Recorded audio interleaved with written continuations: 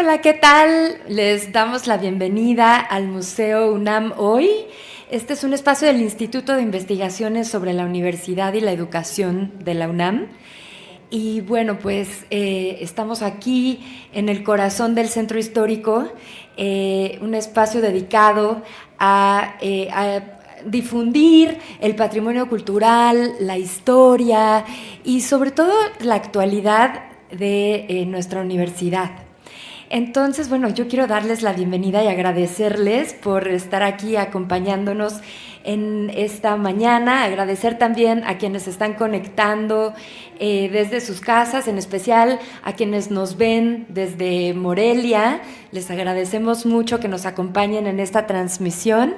Bienvenidas, por favor, adelante.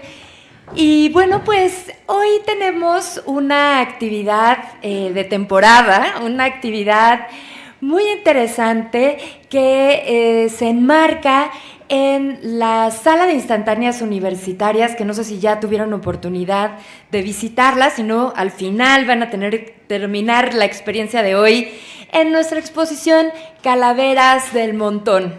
Esta es una exposición que presenta la unidad de investigación sobre representaciones sociales y culturales en Morelia, de la UNAM Morelia, que es la UDIR, y ellos hicieron una selección de 10 hojas volantes del impresor Antonio Vanegas con las hermosas ilustraciones de calaveras tan conocidas por todos, de Posadas.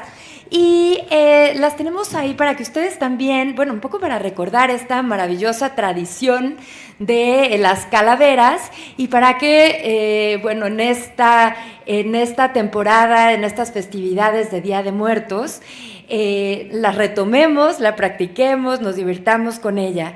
Y hoy, para completar, digamos, esta exposición, tenemos una invitada de honor, que es aquí la doctora Grecia Monroy, que nos va a estar platicando un poco de esta colección, de esta práctica de las hojas volantes y las calaveras en las hojas volantes, y vamos a terminar haciendo la nuestra.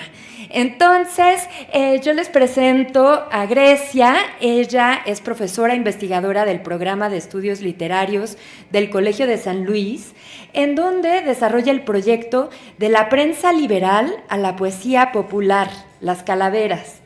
Participa hace años en el Laboratorio de Culturas e Impresos Populares Iberoamericanos, la CIPI, con quienes trabajamos para esta exposición, y actualmente coordina, junto con Danira López Torres, el seminario Impresos Populares de Antonio Vanegas Arroyo del Colegio de San Luis. Agradecemos muchísimo tu presencia, Grecia, estamos muy emocionadas y les dejo aquí con Calaveras del Montón, entre la prensa y la hoja suelta, la charla con la que va a introducirnos en este universo. Muchísimas gracias, Grecia, bienvenida. Gracias. Muchas gracias, Claudia, por haberme invitado para poder estar aquí en esta charla, también por ofrecernos a todo el proyecto de investigación el espacio, ¿no? para poder presentar esta colección de calaveras que son nuestras al final. Estoy segura que todos vemos esas hojas sueltas y sabemos, en el fondo las recordamos como si fueran parte ya de nuestro imaginario, porque efectivamente lo son. Así que, como les decía Claudia, al final, o si es que ya la vieron, pues está en el segundo piso, ¿cierto? La exposición aquí abajo es una selección muy representativa de calaveras. El objetivo de esta actividad, como ya les adelantaba Claudia, es que nosotros mismos nos convertamos en editores e impresores de nuestra propia calavera.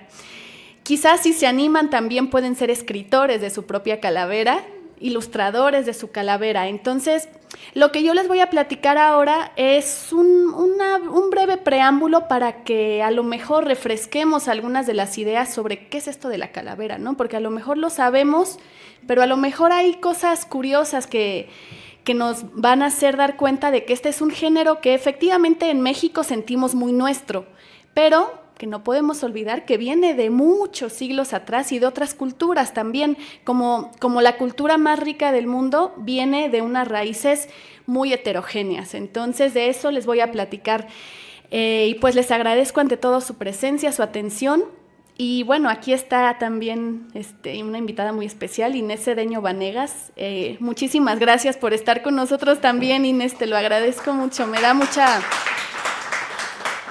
que estuvo en la inauguración de la exposición y que ella es, bueno, aparte de una excelente coleccionista y muy cuidadosa organizadora de la colección, es ni más ni menos que una bisnieta de Antonio Vanegas Arroyo. Así que, bueno, si alguien conoce de primera mano de lo que vamos a hablar, es aquí Inés.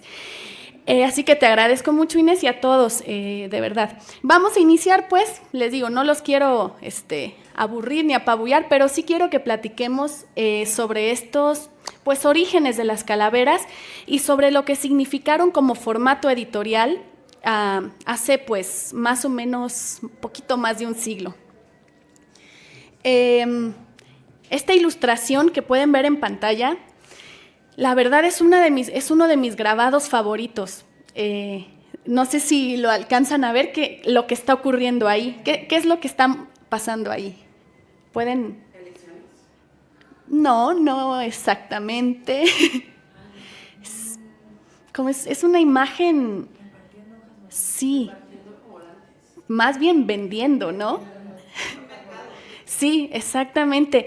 Un mercado probablemente muy por estas épocas, muy probablemente por estas mismas calles, y donde lo que a mí me encanta es que son calaveras, vendiendo calaveras, porque no sé si ya se fijaron que las hojitas que traen en la mano se parecen mucho a estas que traigo yo acá impresas o a las que pueden ver en la exposición, ¿no? Calaveras vendiendo calaveras, además de que hay calaveras vendiendo calaveras de azúcar también, ¿ya vieron? Y por acá también algo que no sabemos exactamente si sean más calaveritas, algún tipo de pan de muerto incluso. En fin, es para recordar que esta fiesta que se aproxima, esta celebración que ya ahorita está completamente en todas las calles públicas de la ciudad y de otras ciudades de aquí del país, pues viene de muy atrás. Y pues este grabado de lo que nos habla es de todo el ambiente festivo y comercial que hay en torno a esta fiesta, ¿no? Y que incluye, o bueno, incluía, porque creo que eso sí es algo que quizás ya no se produce igual, pero igualmente circula. Me refiero precisamente a las calaveras literarias. Probablemente todos ustedes habrán escrito o leído alguna en Facebook, a lo mejor es por escrito, en la computadora, por correo electrónico, en las páginas del periódico, ¿no?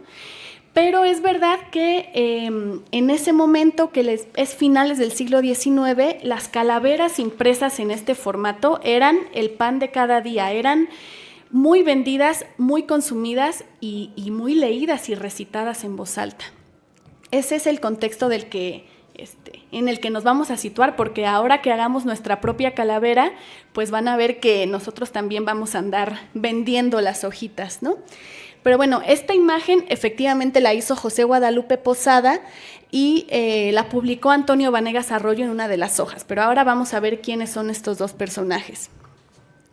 Como les decía, sin embargo, aunque las calaveras son actualmente parte de nuestra identidad como mexicanos, y de hecho somos reconocidos ya mundialmente por eso, ¿sí o no? Si han tenido oportunidad de conocer algún otro país, van a ver que de repente venden calaveras también y siempre ya está muy asociado a México. Entonces sí, son muy nuestras, pero también no podemos olvidar que como mucha parte de nuestra cultura pues viene de raíces muy antiguas, así como nosotros que somos un cruce heterogéneo, conflictivo de muchas culturas, pues así las calaveras también, ¿no? Entonces se dice, por ejemplo, pues que en el sustrato de esta devoción y celebración que se tiene con la muerte, está de fondo también una cierta cosmovisión de los pueblos originarios que habitan y habitaban este territorio cuando se dio la conquista. Eso, por ejemplo, explica en gran medida también pues, el marco del Día de Muertos, ¿no? Pero, por supuesto, ese sustrato que podríamos decir, esa cosmovisión prehispánica, por supuesto que estuvo también durante 5 siglos en diálogo, entreverándose con las cosmovisiones o las propias ideas europeas sobre la muerte. Entre ellas, por ejemplo, en la Edad Media europea ya existía mucho esta reflexión expresada en textos literarios de la igualdad de los hombres ante la muerte. Es decir, la idea de que seas rico, pobre, alto, bajo, campesino, rey o papa, todos vamos a morir, no hay manera de escapar a eso, ¿no? Y esa idea que parece muy sencilla es al mismo tiempo muy poderosa porque nos hace dar cuenta de que las cosas terrenales son más fugaces de lo que parece, ¿no? Todas estas ideas en el imaginario europeo de la Edad Media pues dieron lugar a ciertas manifestaciones artísticas, una de ellas, por ejemplo, la danza de la muerte. Es ese segundo imagen que pueden ver en la pantalla, que como pueden ver ya nos empieza a recordar lo que luego vamos a ver en nuestras calaveras mexicanas, es decir, la muerte representada como un esqueleto interactuando con los humanos. Se dice danza de la muerte porque eran textos acompañados de imagen donde la muerte como personaje iba invitando a bailar al campesino, al caballero, al rey, al papa, ¿no? Bajo esta idea de que efectivamente todos iban a morir tarde o temprano. Esto dio, como les decía, lugar a esas danzas macabras, también a estos epitafios, que básicamente el epitafio es este texto que se ponía en la tumba de una persona cuando fallecía y que intentaba recordar sus principales atributos. Eso también es una costumbre que viene incluso desde antes de la Edad Media y que ya, digamos, ya avanzando un poco más en el tiempo, en el siglo XVII, XVIII, dio lugar a reflexiones sobre, justamente ya en el contexto barroco, la reflexión sobre que todo lo que vivimos en la vida es pasajero.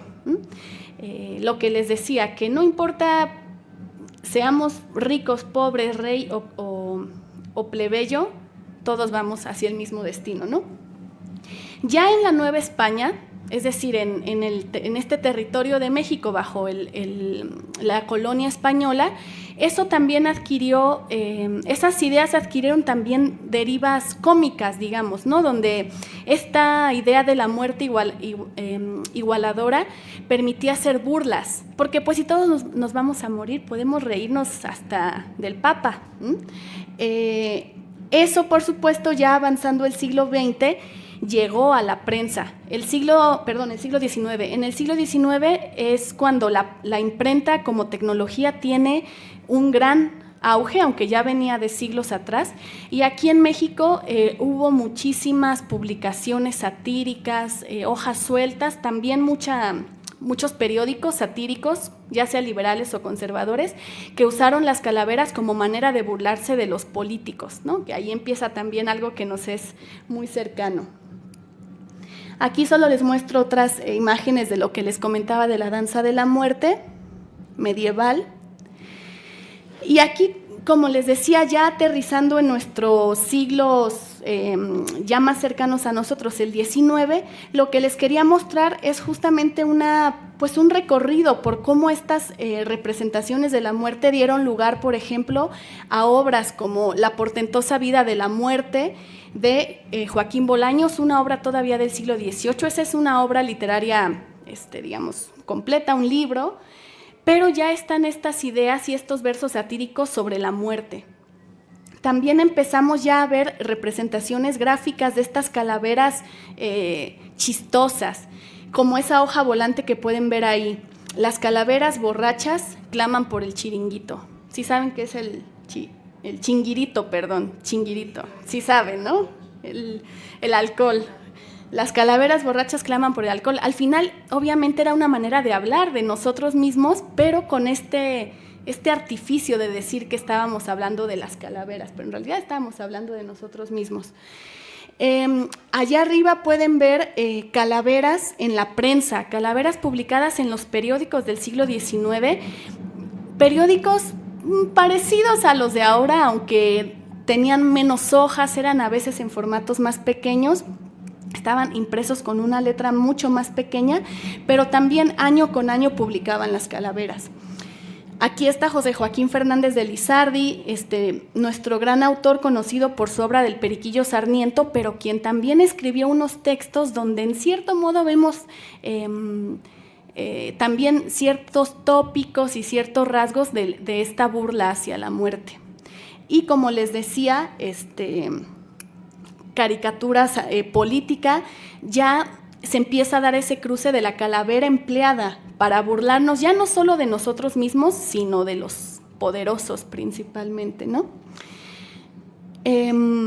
Les quiero mostrar así, sé que se ve muy pequeño, pero es justamente mi intención.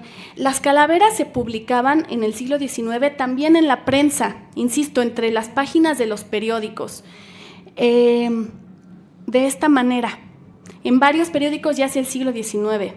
Son llamativas, sí, pero cuando comparamos una página así, muy apretada, con letra más chiquita, donde las imágenes son de este tamaño, y luego vemos, en cambio, una hoja como esta, decimos, wow, hubo un cambio en el formato editorial, ¿no? Hubo alguien, un editor muy talentoso y muy avesado en su oficio, que se dio cuenta de que las calaveras eran algo que nos gustaba mucho, pero dijo, bueno, ¿por qué no las sacamos de las páginas de la prensa? Recuperamos algunas, toda esta tradición gráfica de representación de la muerte y publicamos las calaveras así, en hojas sueltas, más o menos de este tamaño. De hecho, aquí pueden ver, estas son reproducciones, obviamente, ¿no? Pero es más o menos de este tamaño para que se lo imaginen. Y bueno, ese editor fue Antonio Vanegas Arroyo. Me va a saltar esta. Que bueno, acá les pongo, quizás me podría haber ahorrado todo lo anterior diciéndoles, bueno, ¿qué es esto, no? ¿Qué es? ¿O cómo la llaman ustedes a la Catrina? Fíjense que sí, ahora la llamamos la Catrina, pero en realidad Antonio Vanegas Arroyo, y en esa época no le decían la Catrina, le decían la garbancera.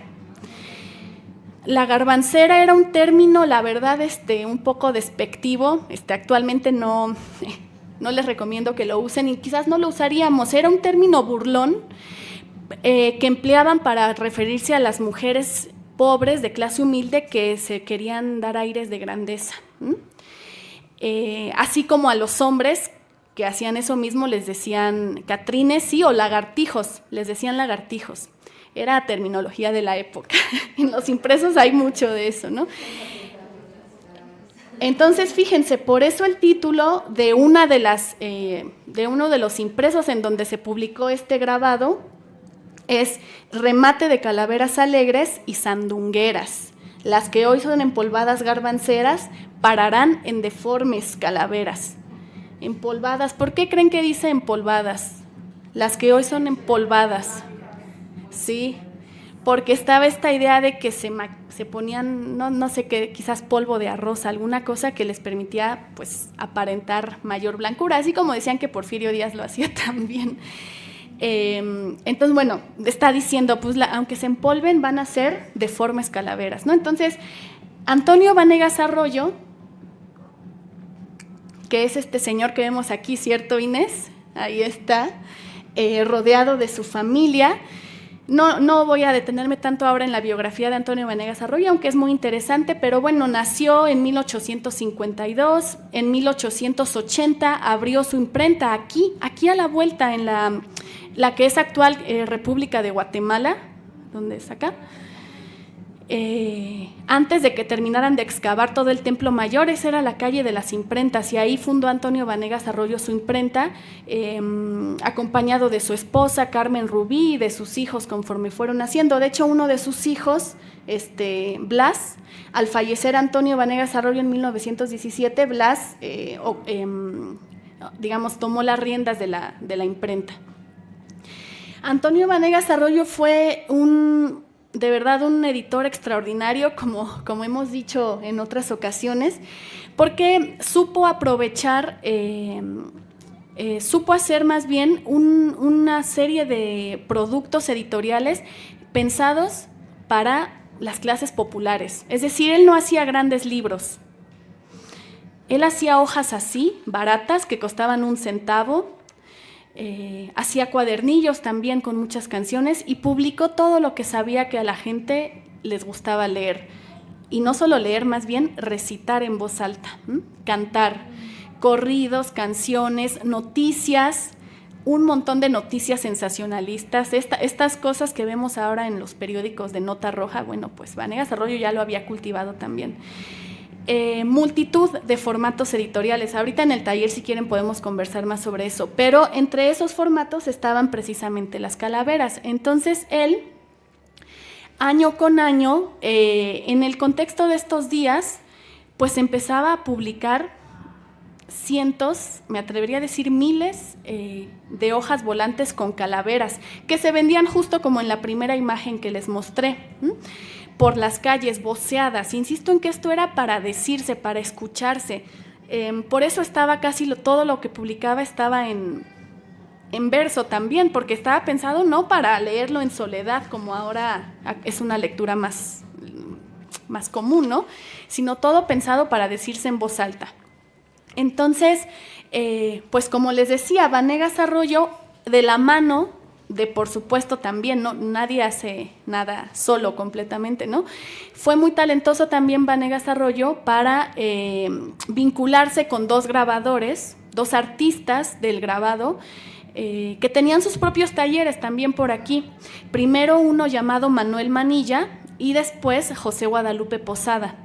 Que también las biografías de cada uno, bueno, darían para mucho, pero lo que es un hecho es que editor y grabador lograron hacer un producto editorial que reconocemos hasta nuestros días, ¿no? El editor probablemente le daba la idea al grabador: oye, hazme una calavera de, así como una de las garbanceras que vemos por la calle, pero tú haz la calavera. Y pues, ¿qué hacía Posada? Estos prodigios, ¿no? Ya para ir terminando y poder pasar a la parte práctica, por así decirlo, quería nada más comentarles que, digamos, las calaveras como formato editorial, pues es esto, ¿no? Una hoja volante, fíjense que tiene un título bien llamativo, un grabado igualmente bien llamativo y textos en verso de mayor o menor extensión. ¿De qué hablaban? ¿A quiénes estaban dirigidas las calaveras? Antonio Vanegas Arroyo fue muy también talentoso en darse cuenta de que lo que iba a gustar más eran calaveras en donde el pueblo se riera de sí mismo, porque en los periódicos publicaban muchas calaveras de personajes del ámbito público, por ejemplo, calaveras de escritores o de políticos que se burlaban y se echaban sátira entre ellos.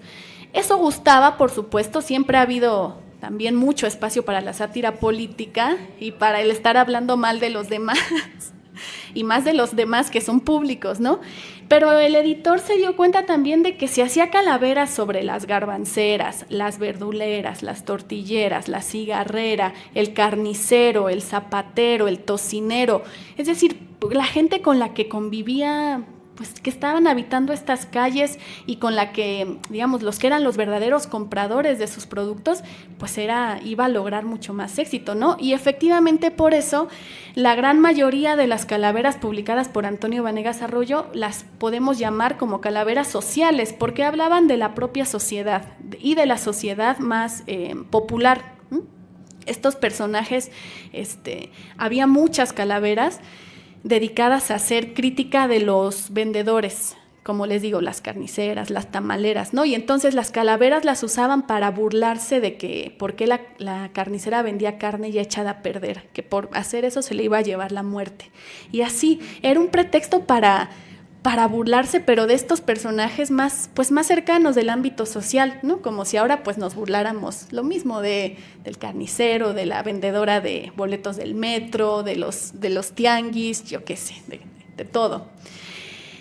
Pero obviamente la calavera es un género que se adapta a la actualidad. Entonces, en 1910, cuando, como ustedes saben, empezó pues ese movimiento tan importante para la historia actual de México, que es la Revolución Mexicana, evidentemente Vanegas Arroyo también supo percibir que estos nuevos personajes, digo nuevos, para nosotros no son nuevos, ¿verdad? Pero en ese entonces lo eran. Francisco I. Madero, Emiliano Zapata, Pancho Villa, Pascual Orozco, Felipe Ángeles, todos nuestros ahora héroes nacionales, causaron muchísima curiosidad entre la gente, especialmente de la capital, porque recuerden que la revolución no empezó aquí, llegó aquí y Madero se fue, digamos, presidente, pero la revolución venía de afuera, del norte y del sur.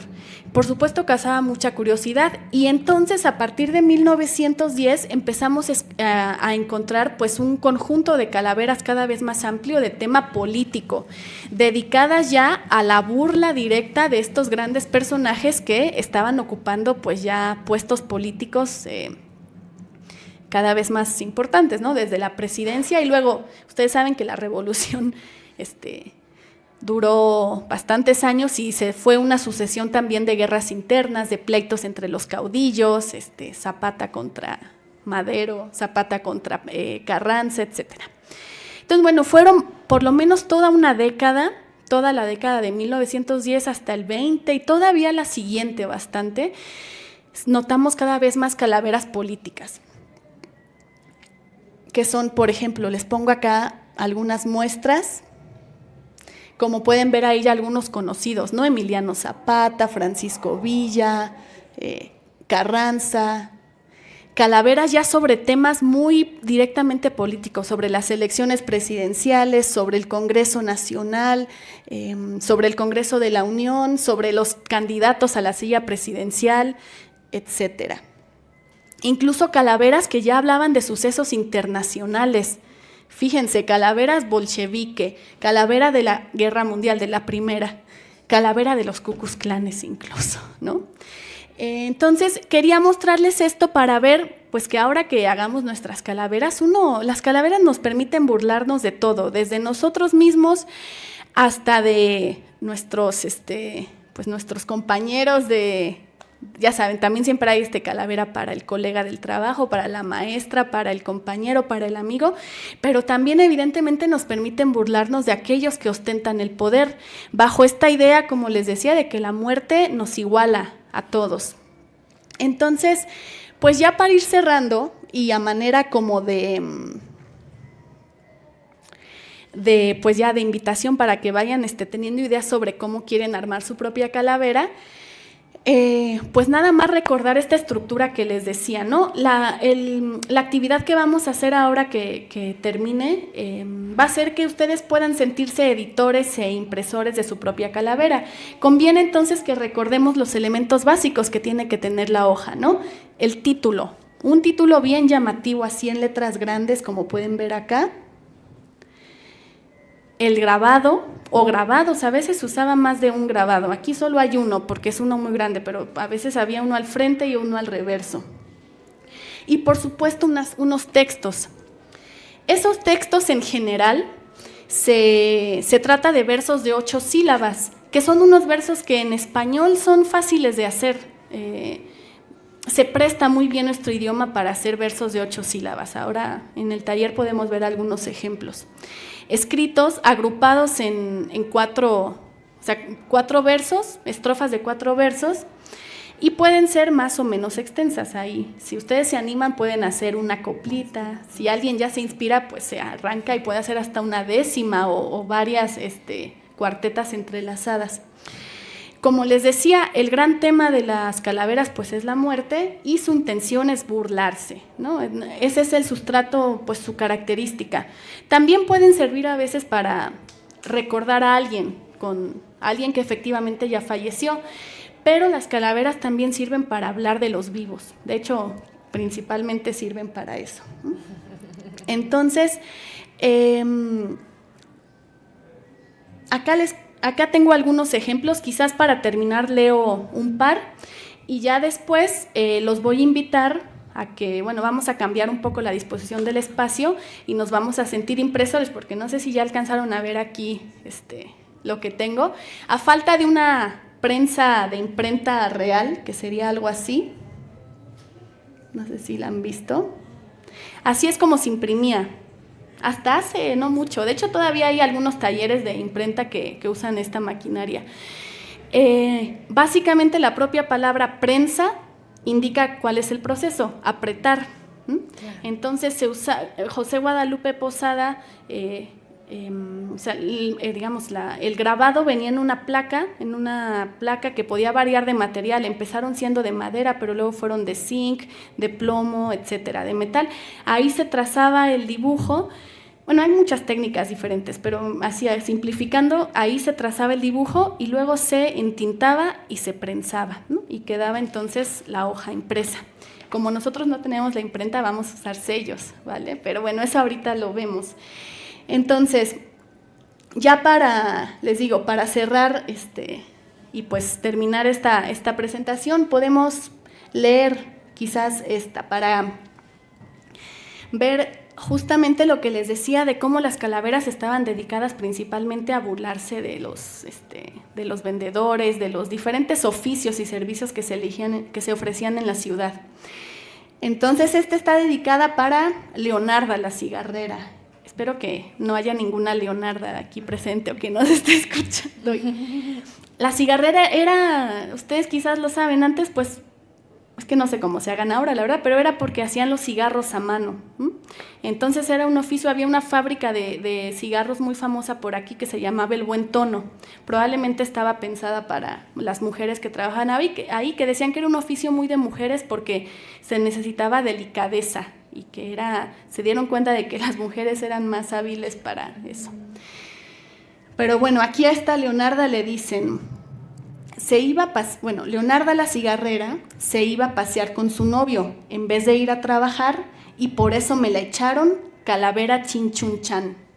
El Chinchunchán, por cierto, era una obra de teatro musical muy famosa en la época. Se les llamaba zarzuelas, pero básicamente es una obra de teatro musical.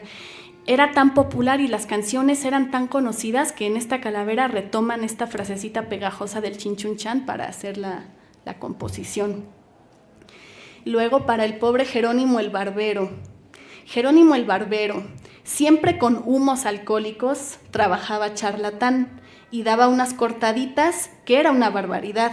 Sus clientes ya me lo hicieron Calavera Chinchunchán, ¿no? Por borracho les cortaba. Ay, qué horror. Qué susto, ¿no?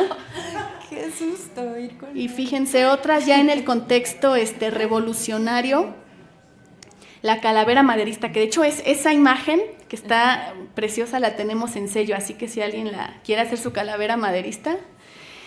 Aquí pues se usa el pretexto de que Madero ya había sido ya nombrado presidente, era un personaje muy conocido, y pues se usa esta frasecita de que estas son las calaveras de los personajes maderistas, ¿no? Como Juana la verdulera, gritando, ¡viva Madero! Mucho recaudo vendió, se comió todo el dinero y de gorda reventó. Oh. La chocante cigarrera, ¿ven? Otra vez con las cigarreras, creo que estaban muy obsesionados por lo que veo, ¿no? A la chocante cigarrera la enamoró un tabaquero y ella puso condición que votando por Madero obtendría su corazón, ¿no? Entonces, pues si era maderista, sí. Ya para no prolongarme más, voy a cerrar aquí. Igual, si hay alguna pregunta, no sé si hacerla ahora ya cuando sea el taller o... Creo que podría ser ahora para que sí. También de redes no tenemos preguntas, pero sí tenemos muchos saludos. Qué bueno. Felicitaciones, así que bueno, te los hago llegar. Sí. Y no sé si alguien quiere preguntar algo, aprovechar para que también podamos compartirlo con quienes nos miran en redes. ¿Alguien tiene alguna pregunta, algún comentario que quiera añadir? Adelante, por favor. Hola, muchas gracias. Pues me quedé pensando, aparte de las colecciones personales, ¿hay algún acervo aquí en México que haya conservado estas hojitas sueltas, este trabajo editorial que se realizó en esa época?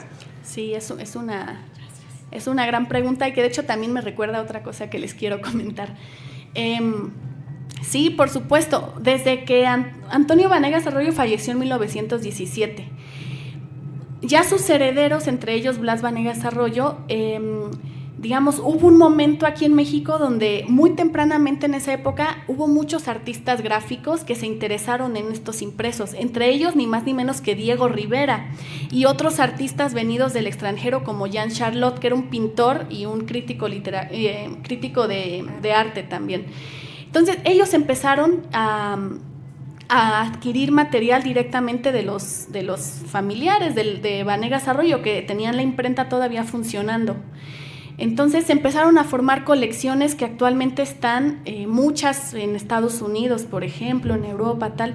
Muchas también quedaron aquí en México, pero quisiera destacar que afortunadamente los herederos de Vanegas Arroyo también tuvieron el tino de saber conservar su propio archivo familiar, del cual, pues vuelvo a señalar que aquí tenemos presente a Inés Cedeño Vanegas, una de las bisnietas de Antonio Vanegas Arroyo, y que ella misma, pues a lo largo de los últimos años de la década del siglo XX empezó a juntar su propia colección, principalmente porque Blas Vanegas Arroyo tuvo un hijo que, ahí me voy a confundir, que fue Arsacio Vanegas, que también fue un personaje muy importante en la conservación y difusión de ese acervo familiar.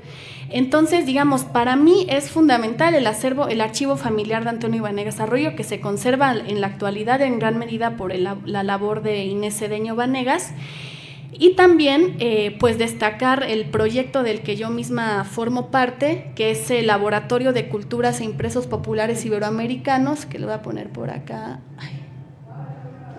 Su logo, si buscan la CIPI UNAM en Google, les va a aparecer. Y en la CIPI lo que hicimos fue, no adquirimos, no lo tenemos, tenemos actualmente en la UNAM de Morelia un acervo de aproximadamente 600 impresos, pero lo que hicimos desde hace muchos años fue más bien digitalizar. Y entonces la CIPI es principalmente un repositorio digital donde actualmente hay 3,300 impresos digitalizados a los que ustedes pueden tener acceso desde su computadora o desde su celular. También hay, bueno, ahora podría ser una lista de todos los acervos que hay. También están acervos en la Biblioteca Nacional, en el Colegio de México, en la propia Biblioteca de la UNAM, ya dije, en el Museo de Antropología e Historia, ¿no? Pero son colecciones más pequeñas. Yo enfatizaría que pues en la CIPI lo que intentamos hacer fue una colección digital muy amplia, basada principalmente en el acervo familiar de Antonio Vanegas Arroyo. Entonces sí se conserva. También la verdad es que pues estos impresos han estado muy a lo largo del siglo XX viajando de aquí para allá, así que los puedes encontrar, bueno, en muchos lugares también, ¿no? Muchísimas gracias. No sé si alguien más quiere añadir algo. Entonces, voy a pedirles un gran aplauso para Grecia. Y vamos a cerrar, vamos a despedirnos. Muchas gracias, Grecia. Quisiera despedirnos de quienes nos están siguiendo en redes, agradecerles sus felicitaciones, sus comentarios y bueno, invitarles a venir a visitar la exposición Calaveras del Montón. Sí. Y por supuesto la página de la CIPI, que es un tesoro en donde pueden encontrar y acceder a un gran acervo de impresos. Muchísimas gracias por acompañarnos, buenas tardes, y nosotros pasamos a la parte del taller. Sí, a la diversión con los sellos. A la diversión. Muchas gracias. Gracias.